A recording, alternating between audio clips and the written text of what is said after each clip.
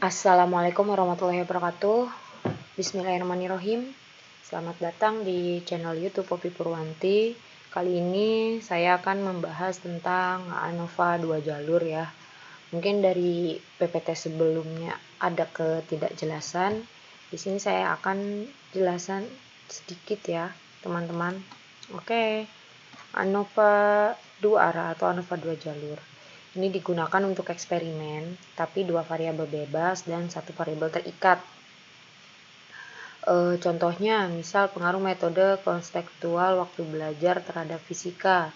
Dalam hal ini, ada dua metode pembelajaran, yakni konstekstual dan konvensional, serta waktu belajar misalkan pagi dan siang. Keduanya merupakan variabel bebas atau treatment dalam penelitian eksperimen dua faktor. Adapun contoh judul penelitian eksperimen treatment by level, jadi pengaruh sistem pengujian dan motivasi bekerja terhadap produktivitas kerja perawat di sebuah rumah sakit Jakarta Selatan. Jadi sistem pengajiannya dibedakan antara bulanan atau harian. Variabel treatmentnya motivasi bekerja, misal dibedakan kategorinya yang tinggi dan rendah. Bisa juga variabel atributnya produktivitas kerja perawat, itu merupakan variabel terikatnya. Dalam eksperimen ini perlu diobservasi atau diukur adalah variabel terikatnya. Dalam ANOVA 2 arah ada 3 jenis hipotesis penelitian diuji, yaitu hipotesis main effect, hipotesis interaction effect, hipotesis simple effect.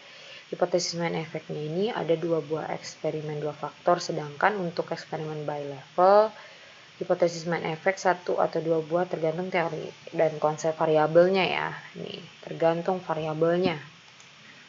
Untuk interaksinya hanya ada satu buah ya biasanya. Itu antara treatment 1 dengan variabel treatment 2. Yang misalnya hipotesis dari pengaruh interaksi variabelnya treatment dengan variabel terikat. Banyaknya hipotesis simple effect itu tergantung banyak kelompok data ya dari teori variabel variabel tersebut. Ada dua kelompok data, misalnya eksperimen 2x2 berarti maksimum ada 4 buah kalau hipotesis simple effect. Adapun langkah-langkah ANOVA 2 arah, yang pertama mengkelompokkan skor variabel kriteria atau terikat berdasarkan kategori faktorialnya. Yang kedua, membuat tabel statistik deskriptif untuk masing-masing kelompok data. Ya, seperti biasa. Yang ketiga, membuat tabel rangkuman ANOVA 2 arah seperti biasa. Ini yang paling penting nih, nanti antara F hitung dan F tabel.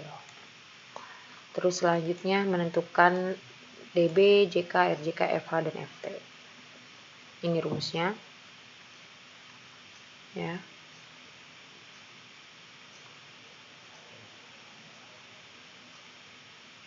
Yang kelima, pengujian hipotesis dan penarikan kesimpulan. Ini untuk varian AB hipotesis 1, untuk varian kolom AK hipotesis kedua, untuk varian interaksi kolom baris atau hipotesis ketiga. Dan ada uji lanjut. Ya, uji lanjut itu dilakukan mengetahui pengaruh atau perbedaan. Pengujian lanjut ini dilakukan salah satunya untuk menguji uji T ya, untuk beda rata-ratanya.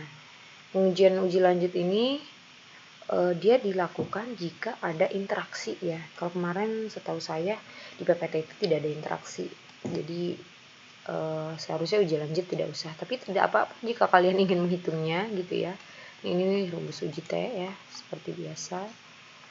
Untuk nilai T ini bandingkan dengan T tabel ya. Kalau tadi kan F tabel, ini sekarang T tabel. Kita masuk ke contoh ya. Oke. Contoh, bismillah. Berikut ini diberikan data hasil penilaian berjudul pengaruh bentuk umpan balik dan gaya kognitif terhadap minat mahasiswa pada mata kuliah biostatistika. Bentuk umpan baliknya penelitian ini umpan balik segeranya A1, umpan balik tertundanya A2, gaya kognitifnya itu B. Dalam penelitian ini gaya kognitifnya ada yang independen atau flat independen. Ini nanti tergantung ya kalian kalau nanti mau bikin suatu penelitian, tergantung kalian variabelnya apa. Cuma ini dari suatu contoh ya, ini ada data mentahnya A1B1, A2, A1B2, A2B1, A2B2. Adapun masalahnya ya lumayan panjang nih, ada 7 soal, banyak banget ya. Apakah, adakah, dan seterusnya. Kita langsung ke ini ya, tabel deskripsi data. Nah ini A1, B1, B2, pokoknya tabel bantu ya. Ini di total. Nah, mencari S, ya kan? S itu apa? Simpangan bakunya, pakai rumus ini. Ya. Sempat ada yang tanya, Bu, simpangan baku tuh gimana rumusnya ya? Nah itu tergantung jumlah datanya ada berapa kan, kemarin udah dijelasin tuh.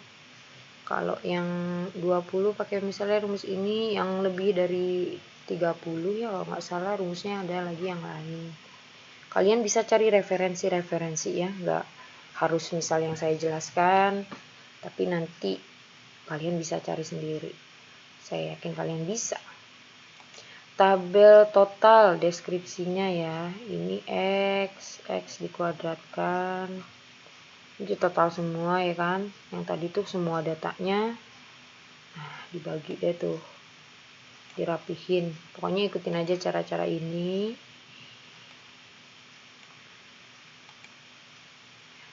Barisnya ada 2 ya kan, kolomnya ada 2, DB nya 1, DB nya 3, 36, 39 juga udah dijelasin, ada di rumus awal. Dapat dari mana? Dari sini ya guys, ibu back lagi. Nah ini dari sini, nggak asing lah karena udah pernah belajar di materi-materi sebelumnya. Nah silahkan dihitung ya kan, JKT nya, JK, RJK, F hitung, dan F tabel. Nah F hitungnya 14,264 gitu ya. Untuk F tabelnya dia 5%, 1,39. Berapa tuh? K-nya. Oke, kita cari ya. Saya tampilin dulu. Untuk F tabelnya, karena kan di sini ada keterangan, ambil yang 5% atau 0,05, 1,39 dari mana? K-nya kan 2 dikurangi 1, 1. N-nya itu kan 40 ya, ada 40 tadi. Dikurangi 1, 39. Karena di sini tadi ada 40 nih guys. Ada 40 data, ya kan? Kalau kita uraikan. Nah, di sini kita ambillah rata-rata di antara 3. Ini 38 kan 40. Di sini 39 gitu kan, berarti kan antara ini ya diambil aja 4,09. Berarti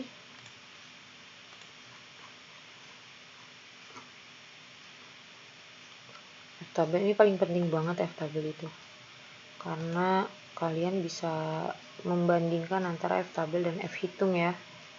Inilah ketemu. Udah, nah ini yang paling penting nih, tabel yang ini kita bandingkan. Karena F hitung lebih besar dari F tabel, maka kolom A dan baris B nih ada minat mahasiswa pada mata kuliah biostatistik dasar gitu ya, lebih tinggi gitu kan dibandingkan diberi umpan balik tunda. Mahasiswa ya kan lebih suka nih violet independennya lebih tinggi, terdapat pengaruh interaksi ya, makanya ada interaksi nih, adanya interaksi gitu kan. Maka kita ke uji lanjut atau simple effect. Ini diuraikan satu ya, dari rata-ratanya, jumlahnya, simpangan bakunya ada di tabel. Perhitungan uji T ya kan, kalian tulis uji T. Nah ya kan, temulah seperti ini. Inilah jawabannya. Nah Sip, karena T hitung lebih besar dari T tabel. Ya kan? Beginilah keterangannya. Semangat ya teman-teman. Saya yakin pasti bisa. Ini langsung lulus nih bab 4 skripsinya. Kalau kalian mau eksperimen ya. Terima kasih banyak teman-teman. Wassalamualaikum warahmatullahi wabarakatuh.